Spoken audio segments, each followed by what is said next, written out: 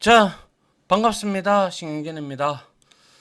자, 우리가 이제 1장에서 정보처리기사 7기 시험 기출문제 08회, 그죠?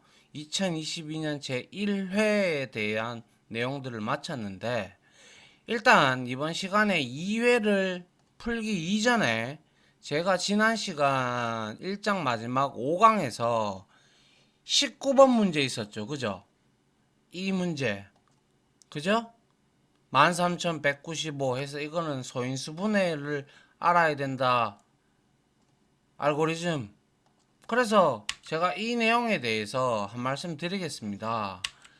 이 문제는 제가 여러 여타 강사들하고도 얘기를 하고 확인을 했는데 저도 프로그래머 경력이 꽤 되기 때문에 이건 알고리즘 문제예요.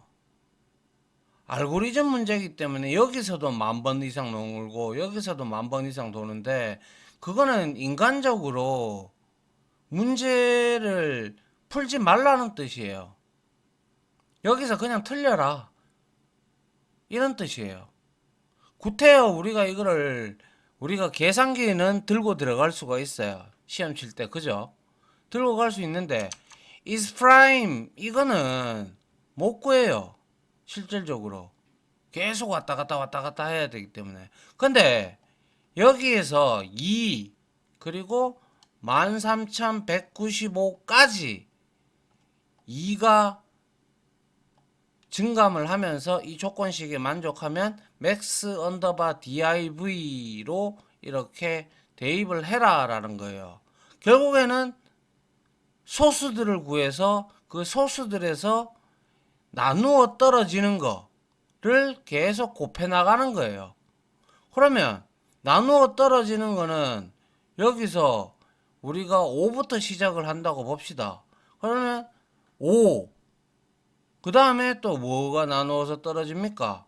뭐 그 다음에 7인가요? 뭐 7 정도 될 거고요. 그리고 9, 뭐 13 이런 형태로 소수 형태로 이렇게 곱해 들어가요.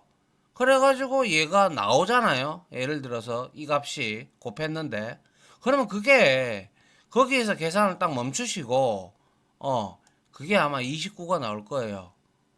이런 식으로 문제를 푸는 수밖에 없어요. 이거는 이게 만약에 실기인데 프로그래밍을 통해서 이런 소스 알고리즘을 구하시오라고 해서 프로그램을 짜라고 하면 이 비주얼 스튜디오를 주면서 짜라고 하면 충분히 짤 수가 있어요. 그런데 이거는 10,000번 곱하기 10,000번이에요. 그럼 얼마예요? 생각도 하기 싫죠.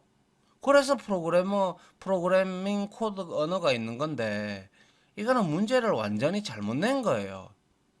그냥 킬러 문항이라고 그 킬러 문항이라고도 하기보다는 좀 더 아예 그냥 100점이 나오지 말라고 낸 문제나 마찬가지다.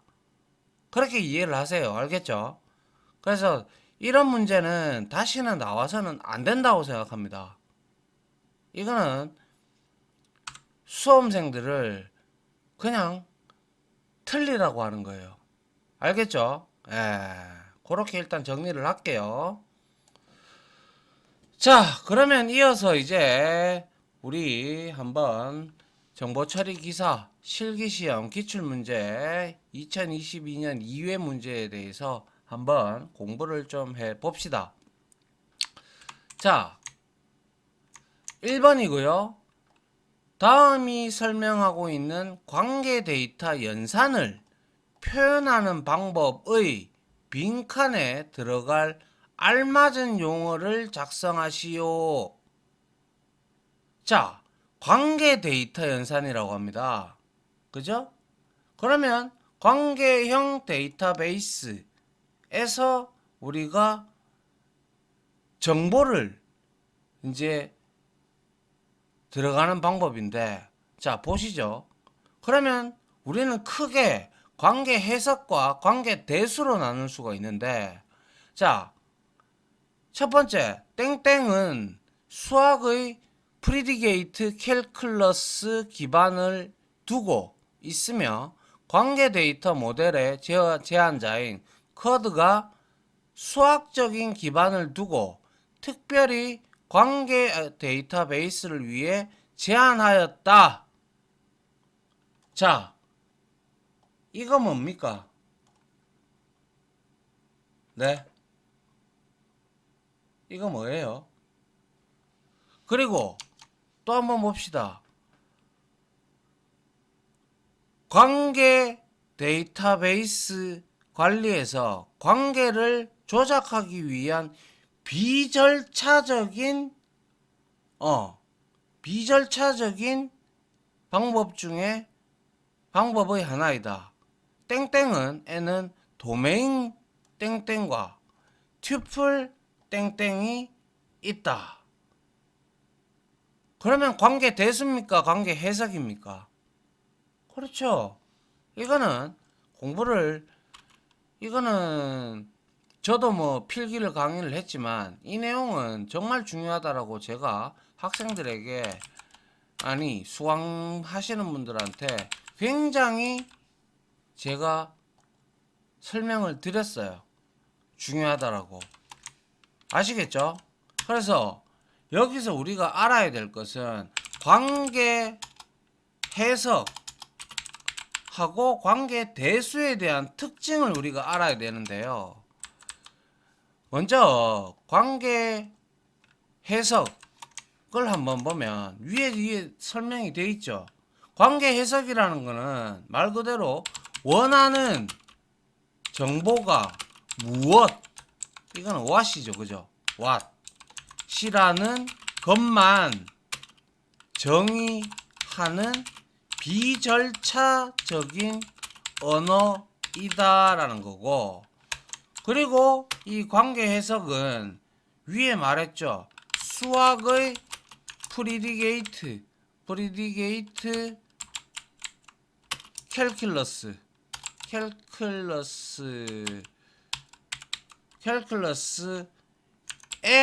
기반을 두고 있으며 이거는 지리어로 표현한다 이거예요. 그리고 저기에 나와 있듯이 이놈은 튜플 관계 해석과 그리고 도메인 관계 해석이 있습니다. 그리고 기본적으로 관계 해석과 관계 대수는 관계 데이터베이스를 처리하는 기능과 그리고 능력 면에서는 동등하다. 즉 다시 말하면 관계 대수로 표현한 식은 관계 해석으로도 표현할 수가 있습니다. 아시겠죠? 관계 데이터베이스.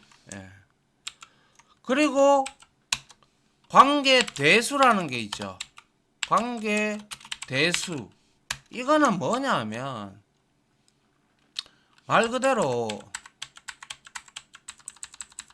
관계 대수는 관계형 데이터베이스에서 원하는 정보를 검색하기 위해 어떻게 관계 해석은 what이고요. 그리고 관계 대수는 어떻게 유도하는가 how입니다. 어떻게 how를 기술하는 비절차적인 언어가 아니라 절차적인 언어이다라는 거예요. 아울러 뭡니까? 이 관계 대수는 릴레이션 테이블이죠, 그죠? 릴레이션을 처리하기 위해 연산자와 연산 규칙을 제공하는 언어입니다. 언어로 피연산자 오퍼랜드죠, 그죠? 가 릴레이션이고 결과 또한 릴레이션입니다. 테이블입니다. 그리고 얘는 지리에 대한 해를 구하기 위해 수행해야 할 연산의 순서를 명시를 합니다. 그래서 관계대수의 대표적으로 순수 관계 연산자와 일반 집합 연산자가 있습니다. 아시겠어요? 이게 바로 관계 대수를 의미를 하는 거고요. 그리고 관계 해석에 대해서 지금 의미를 제가 살펴봤습니다. 그죠? 그래서 이 릴레이션, 특히 뭡니까? 이거 관계 대수와 관계 해석의 차이를 반드시 알아놔야 됩니다. 너무나 중요한 것이고 아마 필기에도 많이 나오는 걸로 제가 봤어요. 알겠죠? 뭐 어차피 여러분들은 필기를 합격하셨으니까 상관은 없겠죠. 맞습니까?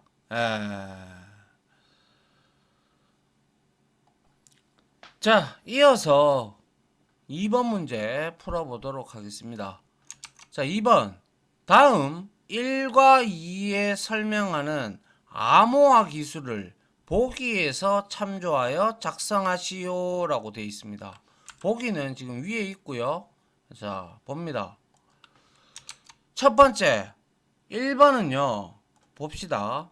1991년에 개발된 블록 암호화 알고리즘으로 블록 크기는 64비트이며 128비트 대칭키를 사용한답니다. 대칭키는 개인키입니다. 다른 말로. 알겠죠? 그래서 이거는 대칭키는 하나의 키로 데이터를 암호화하고 복호화를 합니다. 그래서 대칭키를 사용하고 뭡니까? 페이스텔 구조를 사용하고 있으며 라운드 함수를 8회 반복 적용하여 암호화를 수행한다. 하지만 특허권 문제로 인해 많은 제약이 따르기 때문에 최근에는 대체제로 AES, 자, AES가 바로 개인키 암호화 방식, 대칭키 방식의 특히 블록 암호화 방식 중에 하나예요. AES가 Advanced Encryption Standard가 널리 이용되고 있다. 그러면 이거보다 이전에 나왔다라는 거죠. 그러면 우리가 위에서 가보면 자, DES, AES 이렇게 쭉 있는데요. 여기에서 뭡니까? 이 지금 여기서 설명하는 게 바로 뭡니까? 60 블록 크기가 64비트래요. 그죠? 맞습니까? 64비트이고 128비트로 대칭키를 사용을 한다. 그죠? 그래서 이 함수를 8회 반복 적용하여 암호화를 수행을 한다. 그러면 이거는 뭐냐면 128비트 키 그리고 8회 반복 한다라는 것은 이거는 위에 이 DS, AES 이러한 보기 중에서 IDEA에 속합니다. 그거에 대한 설명이에요. 1번은. 아시겠어요? 그래서 1번은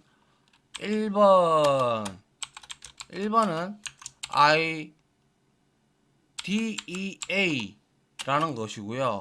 그러면 2번은 뭔지 한번 보도록 하죠. 자, 2번 한번 볼게요. 이거는 미국 국립안보국 NSA에서 개발된 블록 암호화 알고리즘으로 64비트 블록 크기와 80비트의 대칭키. 이것도 대칭키예요. 그러면 이것도 개인키라는 말이에요. 그죠? 그래서 그리고 여기서 우리가 주목해야 될 거는 80비트 대칭키를 사용하는 거는 하나밖에 없어요.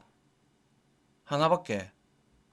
대칭키 암호화 알고리즘에 해당하므로 암호화와 복호화가 당연히 동일한 키를 사용을 하는 거고, 일반적으로 클리퍼 칩에 내장되어 기밀성을 보호하였으나 클리퍼 칩의 사용이 논란이 되면서 잘 사용이 되지 않았다. 이거는 잘 모르겠고요.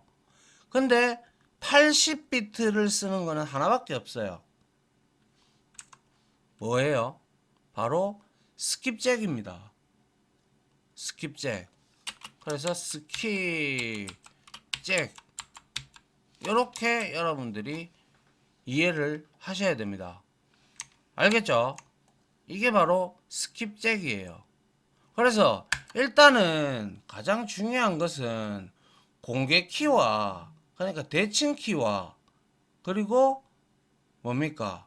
공개 키 암호화 방법에 대해서 알고, 그에 관련돼서 여기에 나와 있는 이러한 암호 이제 방식이죠. 이런 뜻을 알아야 다음에 이런 문제가 또 나오더라도 여러분들이 이해를 할 수가 있겠죠. 그래서 먼저 개인키 암호화, 다른 말로는 대칭키라고도 합니다. 대칭키와 동일합니다. 예. 암호화 기법, 한마디로 말하면 개인키이기 때문에 얘는 프라이빗 키 해서 인크립션입니다. 암호 인크립션 기법입니다. 인크립션이죠. 립션이죠. 이거는 뭘 의미하냐면, 한마디로 말해서 다 이거는 동일한데요. 개인키 암호화 기법은 동일한 키, 하나의 키로 동일한 키로 데이터를 암호화하고 그리고 복호화한다. 그리고 얘는 데이터베이스 사용자는 평문의 정보 M을 만약에 내가 암호화를 하고 싶다. 그러면 당연히 암호화 알고리즘 E와 개인키, 프라이빗 키죠. 그죠? 프라이빗 키 K를 이용하여 암호문 C로 바꾸어 저장시켜 놓으면 뭡니까? 사용자는 그 데이터베이스에 접근하기 위해서는 뭐라고 해야 되겠습니까? 복호화 알고리즘 D라고 가정을 합니다. D와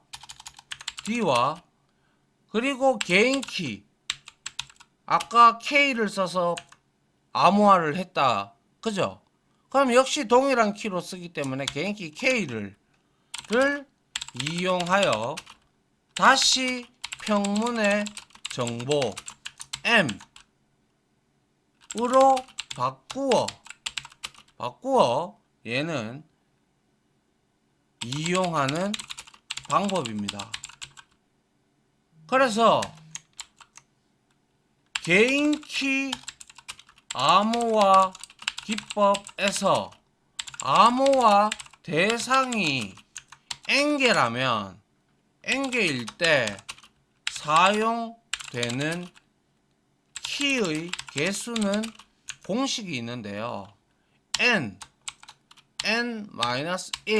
그리고 나누기 2입니다. 이다. 이거 문제로 충분히 나올 수 있습니다. 그리고 개인키 암호화 기법은 뭡니까? 대칭 암호 기법 또는 비밀키라고도 합니다. 비밀키 암호화 기법이라고도 한다. 그리고 얘는 개인키 암호화 기법은 한 번에 하나의 데이터 블록을 암호화하는 블록 암호화 방식과 그리고 스트림 암호화 방식으로 분류된다라는 거예요. 그래서 그에 관련된 종류를 보게 되면 블록 암호화 방식에는 위에서도 있지만 DES 그리고 SID 그리고 AES 그리고 ARIA라는 게 있습니다. 그리고 IDEA가 있습니다. 그리고 스트림 암호화 방식에는 바로 LFSR이라는 게 있고요. 그리고 RC4라는 게 존재합니다. 이게 바로 뭐다? 이게 바로 개인키, 대칭키, 비밀키 암호화 기법이에요. 그리고 위에 있는 것들 다 설명드릴 테니까 이거는 반드시 여러분들 알고 계셔야 돼요. 그 다음 개인키 말고 그 반대가 되는 게 바로 공개키입니다. 공개키 암호화 기법. 그래서 이거는 public encryption 뭡니까? encryption 그죠? 공개 키니까 키하고 encryption 기법 공개 키 암호화 기법 맞죠? 그죠? 예. 그래서 이놈은 뭐가 다르냐면요. 아이고.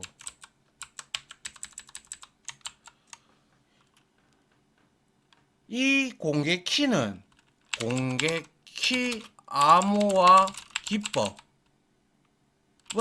데이터를 암호화할 때 사용되는 공개 키 퍼블릭 키입니다. 그죠? 퍼블릭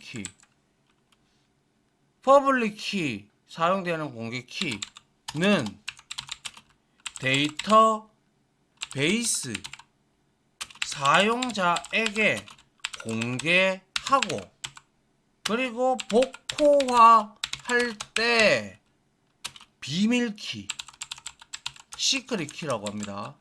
시크릿 키 그죠? 시크릿 키는 누가? 사용자가 아니라 관리자 어드민이 관리자가 비밀리에 관리한다라는 거예요. 그래서 위와 마찬가지로 얘는 데이터베이스 사용자는 평문의 정보 M을 암호화 알고리즘 E와 공개 키 퍼블릭 키다 그죠? 퍼블릭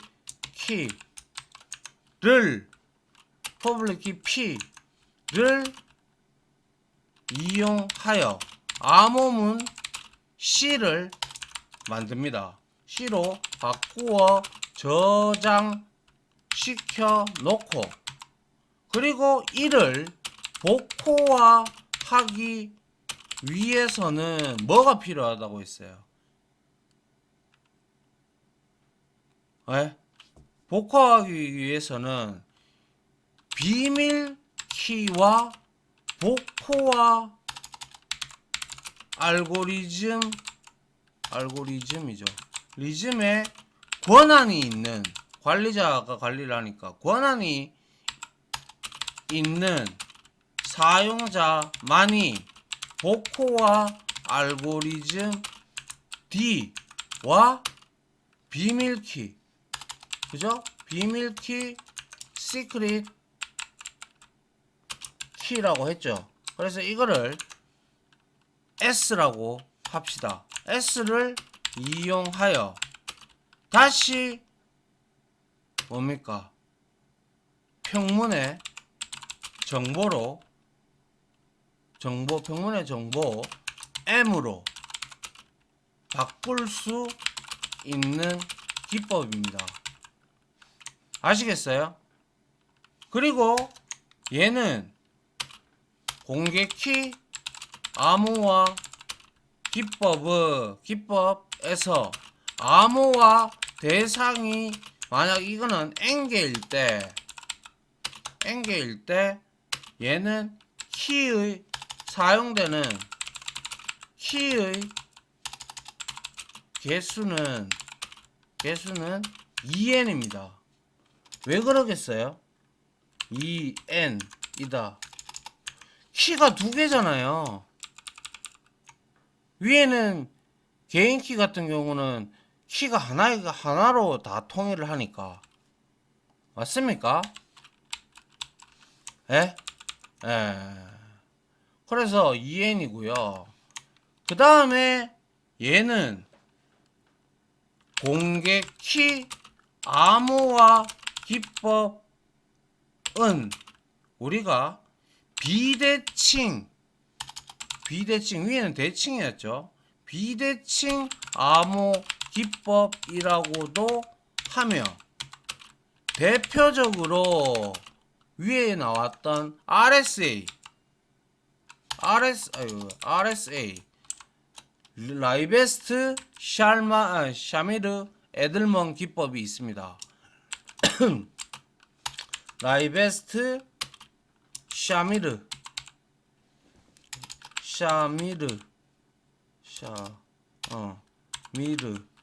에이들먼 이 사람들 이름이에요. 세 명 다 에이들먼 기법이 있다라는 거예요. 그리고 얘는 자신만이 보관하는 비밀키를 이용하여 인증 전자 서명에 적용이 가능하다라고 합니다. 아이고, 왜 이랬죠?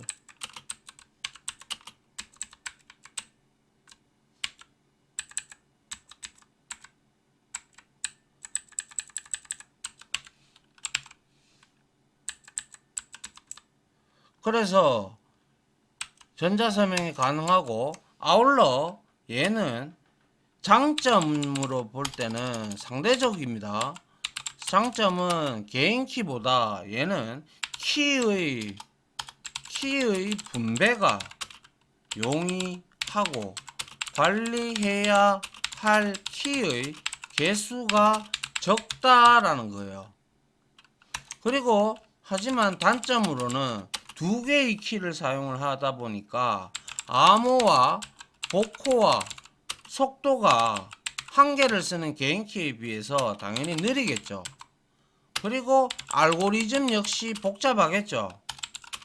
복잡하고, 그리고 개인 키 암호화 기법보다 당연히 파일의 크기가 크겠죠.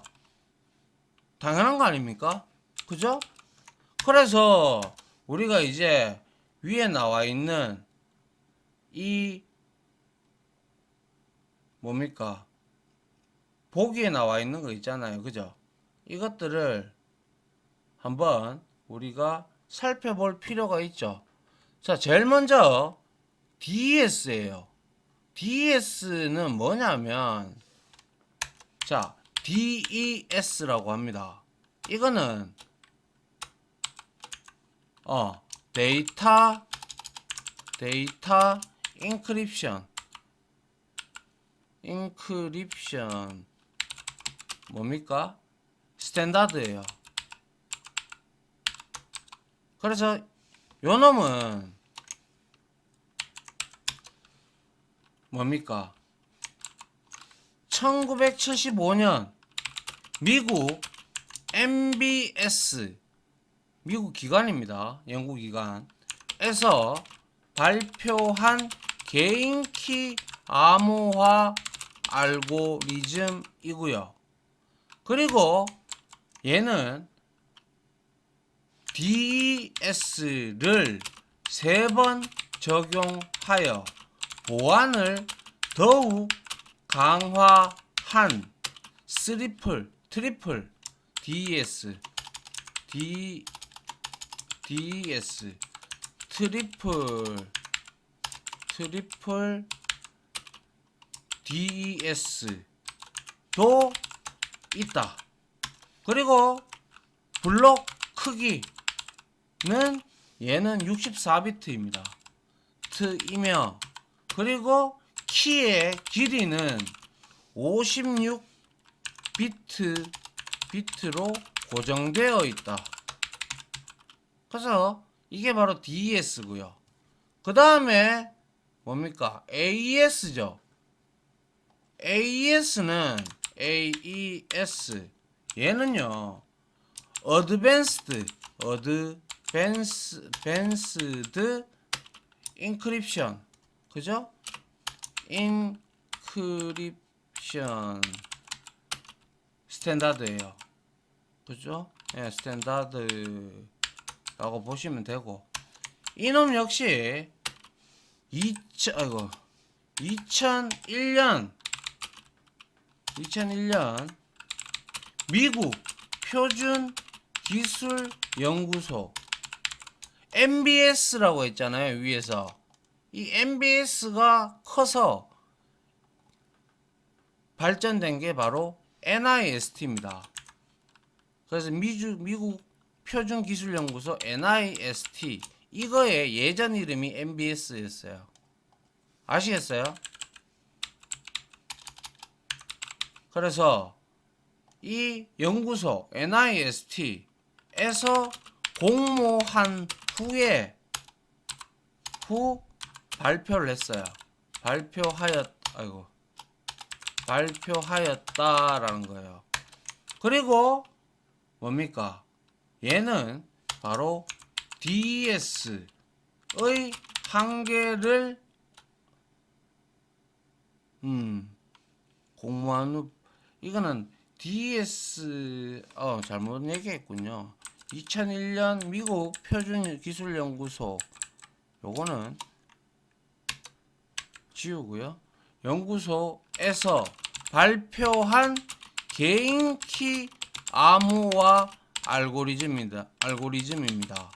그리고 이거는 DES의 한계를 느낀 NIST에서 공모한 후 발표하였다라는 것이고, 그리고 블록 크기, 이런 것들이 지금 중요하죠. 블록 크기는 128비트예요. 비트이며 이거는 키의 길이에 따라서 조금 가변적이긴 한데, 따라 이거는 128, 그리고 192, 그리고 256으로 분류된다. 이게 바로 뭐다? AES입니다. 그리고 스킵잭은 제가 말씀드렸다시피 스킵잭, 이놈은 미국 국립안보국 NSA입니다. NSA에서 개발된 블록 암호화 알고리즘으로 알고리즘 내용은 철저하게 비밀로 되어 있음. 그리고 이놈은 제가 위에서도 나왔지만은 스킵잭은 80비트, 유일하게 80비트예요. 키 크기와 32라운드 암호 방식을 채택함. 그 다음에 얘가 역시 얘는 뭡니까? 대칭키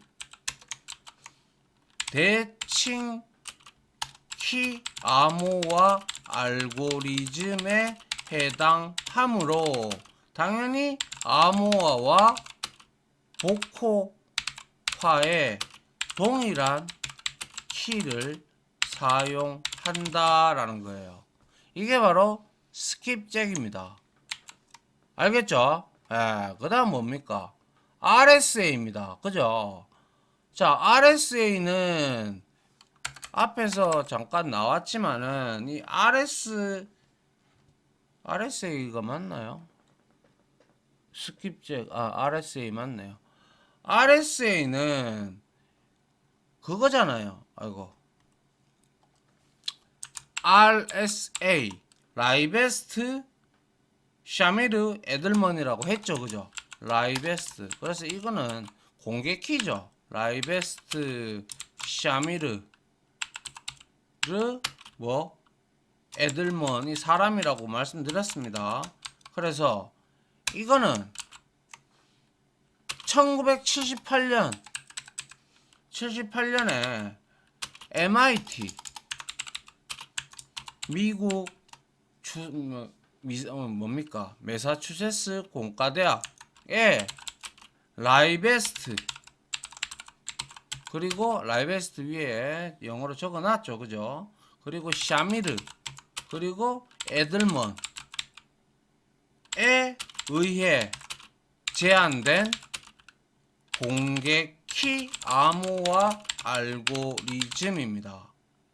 그리고 얘는 큰 숫자를 소인수 분해하기 어렵다는 것에 기반하여 만들어짐. 그리고 얘는 공개 키와 비밀 키를 사용하는데, 여기서 키라는 것은 메시지를 평문이죠. 그죠? 열고 잠그는 상수 뭐예요? 칸스탄트를 의미한다라는 거. 이게 바로 뭐다? 라이베스트 샤미르 에들먼에 의해서 제안된 공개키 암호화 알고리즘인 RSA에 대한 내용이고요. 그 다음에 DSA는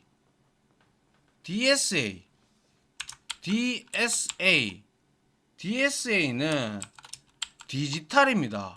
디지털 시그니처, 그죠? 디지털 시그니처 알고리즘이라고 합니다. 그래서 이거는 디지털 서명하고 관련된 거예요. 디지털 서명 알고리즘. 그래서 얘는 디지털 서명을 위한 연방 정보 처리 표준이다라는 거예요. 그래서 얘는 1991년 8월 미국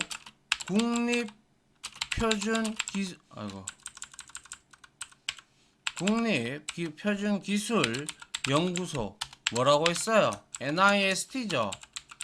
MIT 연구소는 그죠?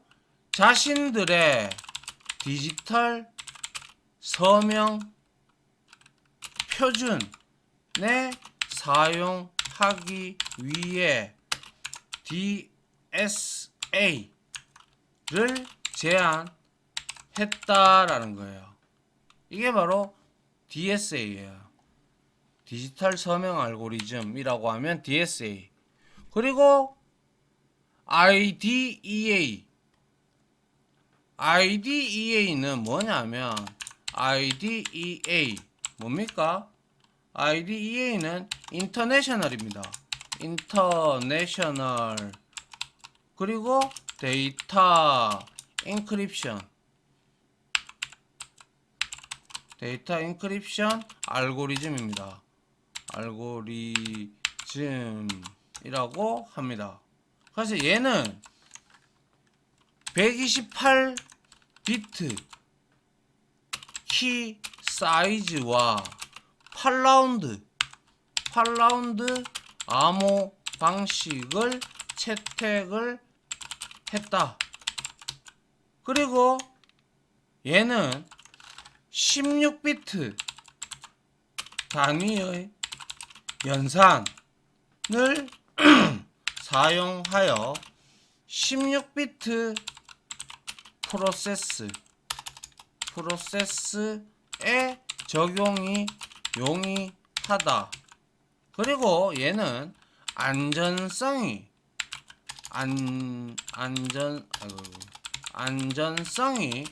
뛰어나 전자우편 메일이죠. 전자우편 보안 도구로 널리